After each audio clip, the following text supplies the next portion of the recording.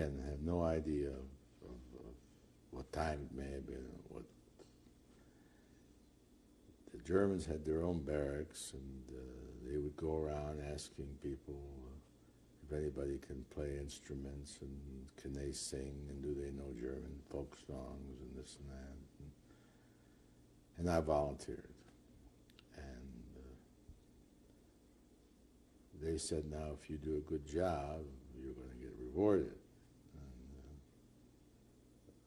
I had no clue what reward I was going to get.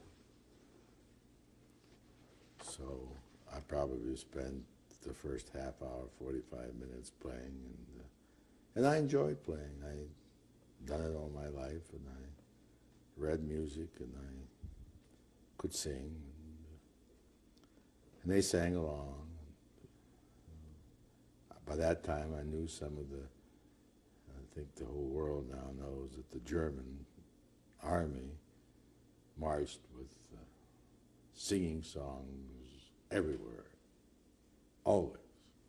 And I already knew those. I knew the words, and I knew. Oh, and they just were thrilled. They just thought that was crazy.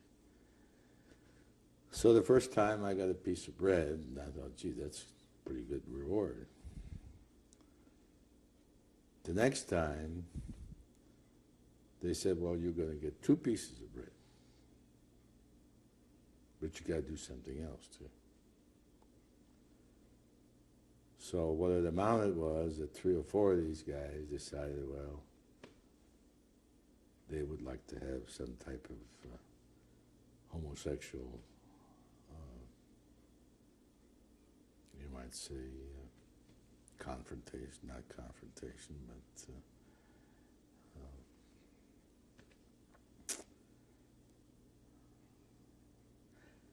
they have been without women for so long that they needed something to take off the pressure, and they wanted to satisfy their desires. That the best thing they could come up with were some young boys like me that they could do things with without getting hit or having to kill them because they were retaliating and I was cooperating.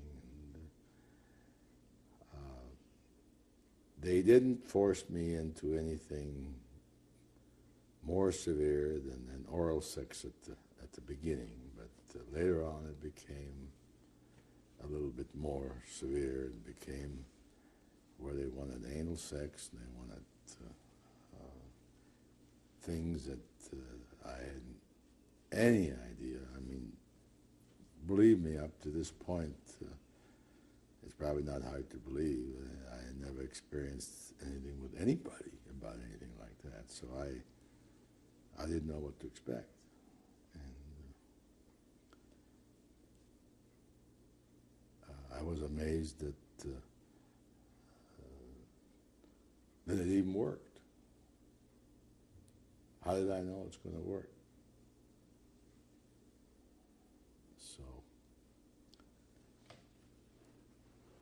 when you are starved, the last thing you want is any kind of sex. I didn't know that at that time, but I certainly learned it in the later years. But I mean, the first thing you want is something to eat. But like I say, it worked. I got rewarded. I got some food.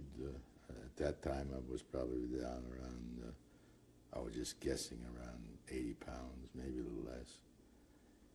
And this went on nightly.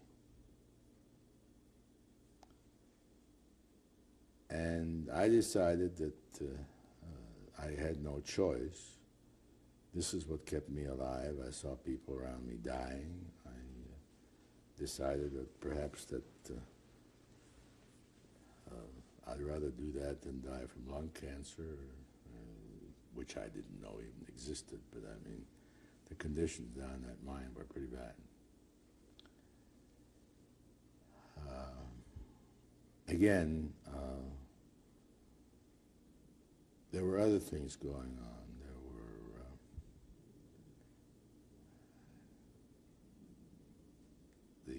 Germans were drinking an awful lot of beer, and I don't know how that was possible on a military installation, but a lot of them were drunk, and they never offered me anything, but it made the situation worse. They acted irrationally, and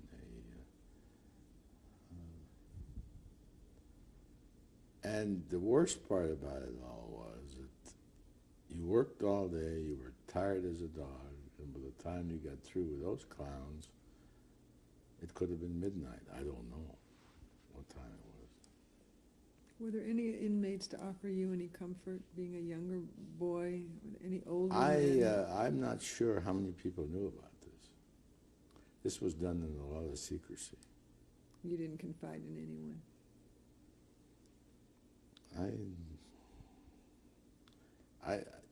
You know, the intellectuality of a 14, 15-year-old boy, at least with me, it wasn't such that I made friends very easily. I was so sheltered when I was growing up, you know. As I mentioned earlier, not having that many friends to start with.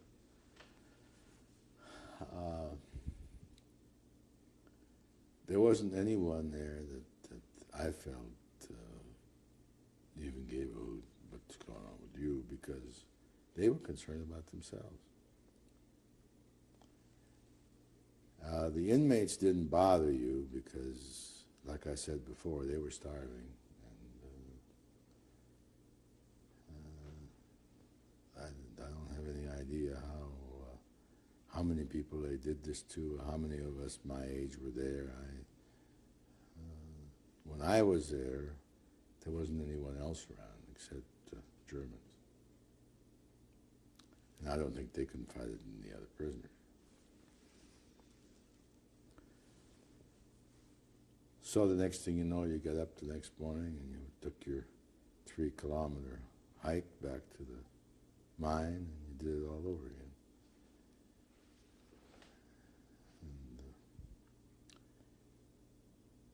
And then, again, time, it must have been toward the end of the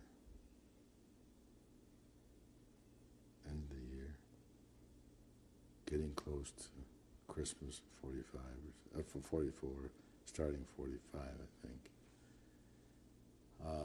We heard an awful lot of gunfire, sounded like tank tracks,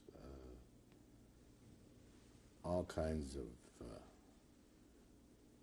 trains, men marching and so forth, and